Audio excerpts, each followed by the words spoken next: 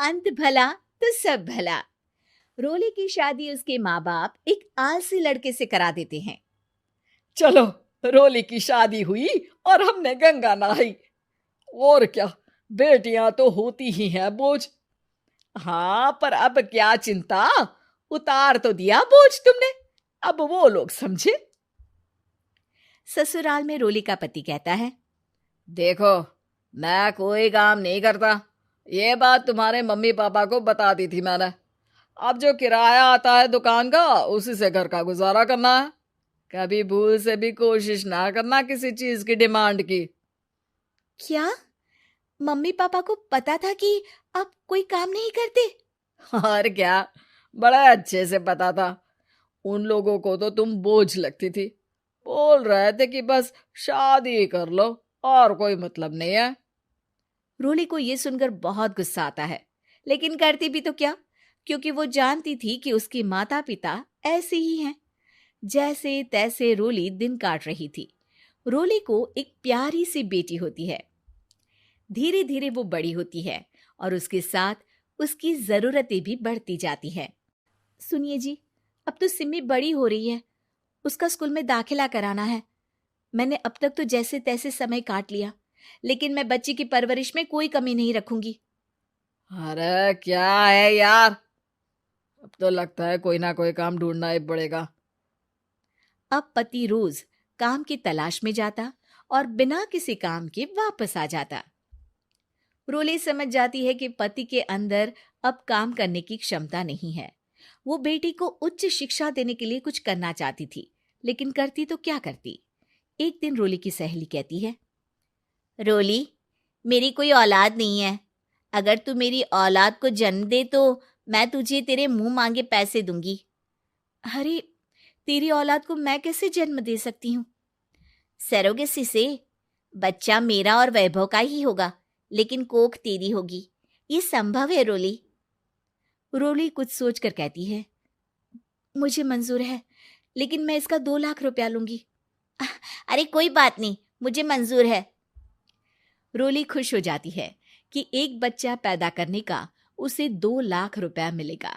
वो घर आकर पति को बताती है, वो भी खुश हो जाता है।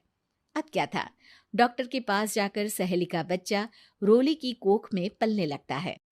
मुझे 20,000 चाहिए मेरे बेटी के एडमिशन के लिए। हाँ हाँ ठीक है, मैं उसके एडमिशन से लेकर सारे खर्चे उसके अकाउंट में डाल रही हूँ। रोली की बेटी का एडमिशन हो जाता है। रोली को लगता है कि वो अब सब कुछ ठीक कर देगी। दिन और महीने आगे बढ़ते हैं। अब एक दिन, एक बात कहूं जी, काश इस बच्चे को मैं रख पाती। मैं अब इससे काफी जुड़ गई हूँ। अरे यार, पता नहीं किसका बच्चा है, अपने पास है ना अपनी मुन्नी। हाँ, लेकिन अब मैं भी इस बच्चे से जुड़ाव फील करने लगी हूँ। लेकिन मैं ये जानती हूँ कि ये मेरा बच्चा नहीं है। दोनों की जिंदगी ठीक चल रही थी, लेकिन कहते ना कि सुख का पल ज्यादा लंबा नहीं होता। एक दिन रोली की सहेली का फोन आता है। रोली, मुझे अब ये बच्चा नहीं चाहिए, मैं अपने पति को छोड़ रही हूँ। अरे लेकिन मुझे पैसों की जरूरत है, बच्चा तुम्हारा है, मैं क्या करूंगी? सहेली बिना कुछ बोले फोन काट देती है, फोन स्विच ऑफ कर देती है। लेकिन रोली के जीवन का तूफान यहीं नहीं रुकता। रोली, मैं इतना भार नहीं उठा सकता। आज पढ़ाई का पैसा मांग रही हो, कल को शादी, कॉलेज और पता नहीं क्या क्या। मैं तुम्हें छोड़ रहा हूँ, अपनी बच्ची उठाओ और निकलो इस घर से। अरे पर मैं कर तो रही हूं ना बच्चे के लिए काम, आप आराम से रहिए ना। क्या काम कर रही हो, देख रहा हूं मैं। ये छोटा शहर है, यहाँ लोगों को बात बनाते वक्त नहीं लगता। तो मैं क्या करूं? ज्यादा पढ़ी लिखी नहीं हूं, कैसे घर के खर्चे चलाऊं? और आप तो काम करना ही नहीं चाहते। हाँ, ना चाहता हूं और ना ही करूंगा। रोली को पति की बात पर काफी गुस्सा आ जाता है। ठीक है, अगर मेरे जीवन में संघर्ष ही लिखा है तो वही सही। इस वक्त पति होने के नाते आपको मेरा साथ देना चाहिए था, लेकिन नहीं, आपने तो इस हाल में मुझे घर से बाहर निकालने की बात कह डाली। देखो, ये सारी फालतू की बातों के लिए वक्त नहीं है मेरे पास। रोली, जिसकी कोख में किसी और का बच्चा था और साथ छोटी सी बेटी, पति का घर छोड़कर रास्ते पर आ जाती है।